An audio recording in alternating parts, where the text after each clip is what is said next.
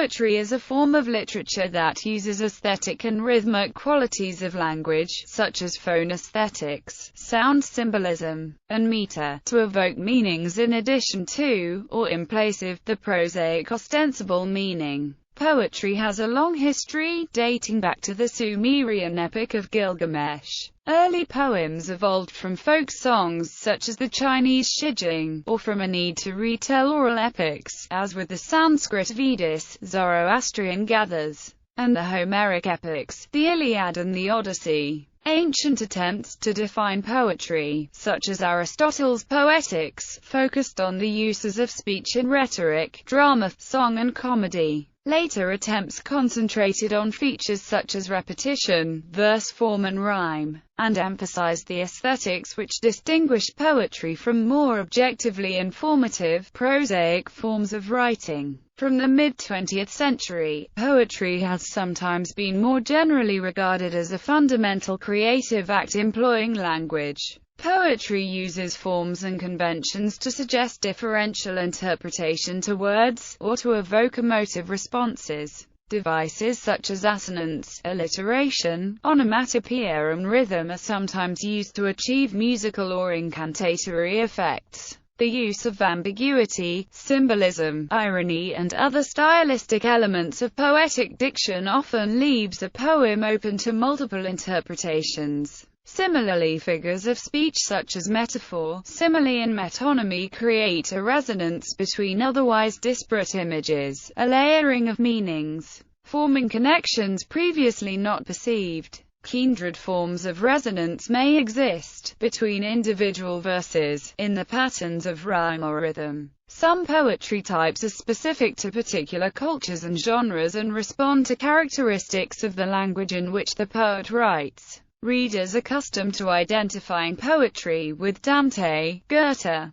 Mickiewicz and Rumi may think of it as written in lines based on rhyme and regular meter. There are, however, traditions, such as biblical poetry, that use other means to create rhythm and euphony. Much modern poetry reflects a critique of poetic tradition, playing with and testing, among other things, the principle of euphony itself, sometimes altogether foregoing rhyme or set rhythm. In today's increasingly globalized world, poets often adapt forms, styles and techniques from diverse cultures and languages. History. Poetry as an art form may predate literacy. Epic poetry, from the Indian Vedas and Zoroaster's Gathas to the Odyssey, appears to have been composed in poetic form to aid memorization and oral transmission, in prehistoric and ancient societies. Other forms of poetry developed directly from folk songs. The earliest entries in the ancient compilation Shijing were initially lyrics, preceding later entries intended to be read.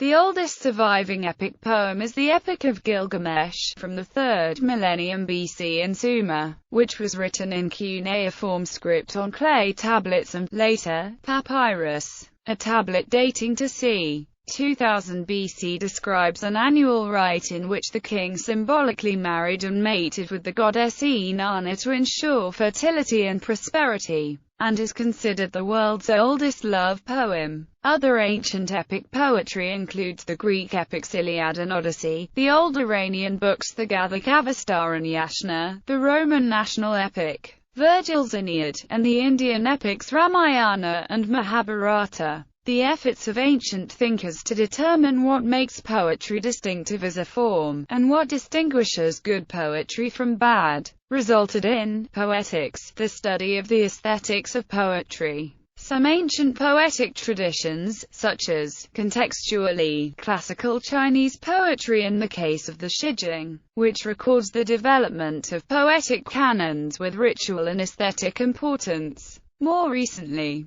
thinkers have struggled to find a definition that could encompass formal differences as great as those between Chaucer's Canterbury Tales and Matsuo Basho's Oku no Hosomichi, as well as differences in context spanning Tanakh religious poetry, love poetry, and rap.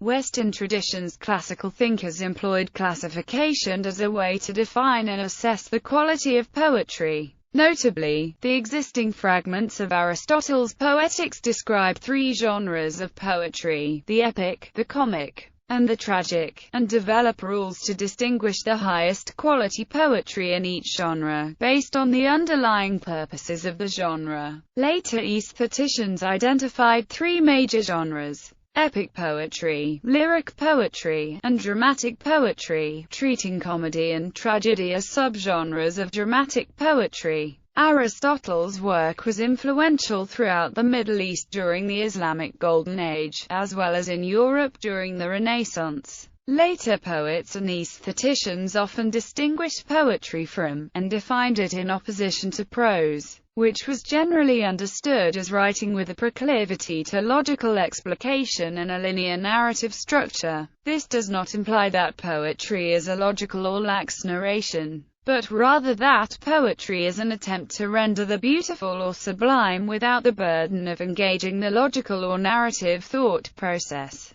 English Romantic poet John Keats termed this escape from logic negative capability. This Romantic approach views form as a key element of successful poetry, because form is abstract and distinct from the underlying notional logic. This approach remained influential into the 20th century. During this period, there was also substantially more interaction among the various poetic traditions, in part due to the spread of European colonialism and the attendant rise in global trade. In addition to a boom in translation, during the Romantic period numerous ancient works were rediscovered. 20th century and 21st century disputes. 20th century literary theorists, relying less on the opposition of prose and poetry, focused on the poet as simply one who creates using language, and poetry as what the poet creates. The underlying concept of the poet as creator is not uncommon, and some modernist poets essentially do not distinguish between the creation of a poem with words, and creative acts in other media. Yet other modernists challenge the very attempt to define poetry as misguided. The rejection of traditional forms and structures for poetry that began in the first half of the 20th century coincided with the questioning of the purpose and meaning of traditional definitions of poetry and of distinctions between poetry and prose, particularly given examples of poetic prose and prosaic poetry. Numerous modernist poets have written in non-traditional forms or in what traditionally would have been considered prose, although their writing was generally infused with poetic diction and often with rhythm and tone established by non-metrical means. While there was a substantial formalist reaction within the modernist schools to the breakdown of structure, this reaction focused as much on the development of new formal structures and syntheses as on the revival of older forms and structures. Recently, postmodernism has come to convey more completely prose and poetry as distinct entities, and also among genres of poetry, as having meaning only as cultural artifacts. Postmodernism goes beyond modernism's emphasis on the creative role of the poet, to emphasize the role of the reader of a text, and to highlight the complex cultural web within which a poem is read. Today, throughout the world, poetry often incorporates poetic form and diction from other cultures and from the past, further confounding attempts at definition and classification that were once sensible within a tradition such as the Western canon. The early 21st century poetic tradition appears to continue to strongly orient itself to earlier precursor poetic traditions such as those initiated by Whitman, Emerson, and Wordsworth. The literary critic Jeffrey Hartman has used the phrase, "the anxiety of demand," to describe contemporary response to older poetic traditions as being fearful that the fact no longer has a form. Building on a trope introduced by Emerson, Emerson had maintained that in the debate concerning poetic structure where either form or fact could predominate, that one needs simply ask the fact for the form. This has been challenged at various levels by other literary scholars such as Bloom, who has stated, in summary form concerning the early 21st century, that